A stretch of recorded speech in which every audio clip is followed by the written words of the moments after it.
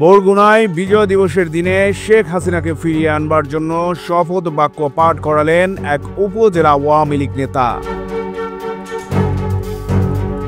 গতকাল 16 ডিসেম্বর সকালে শেখ হাসিনাকে বাংলাদেশে ফিরিয়ে আনা ও বিএনপি জামায়াতের নিষ্ঠুর চক্রান্ত ও নৈরাজ্যের বিরুদ্ধে সঠিক জবাব ফিরিয়ে দেওয়ার শপথ বাক্য পাঠ করান বরগুনা উপজেলা আওয়ামী লীগের সভাপতি অ্যাডভোকেট শাহ মোহাম্মদ অলিউল্লাহ। শপথ বাক্য পাঠ শেষে বেলুন উড়িয়ে বিজয় দিবস পালন করেন তারা। ভিডিওতে আরো দেখা যায় কোনো এক পাকা বাড়ির ছাদে হাতে গোনা কয়েকজন ব্যক্তিদের নিয়ে স্বৈরাচারী শেখ হাসিনাকে দেশে ফিরিয়ে আনবার সকল ধরনের চেষ্টা করবেন বলে হাতে হাত রেখে শপথ গ্রহণ করেন।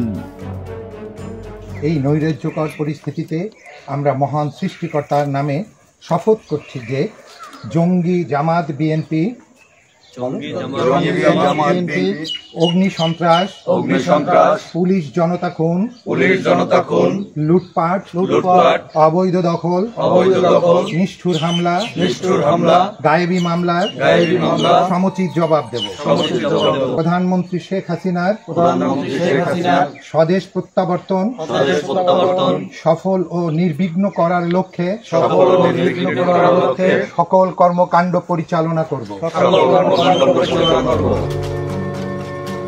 স্বাধীনতা টিভি বাংলা, বরগুনা।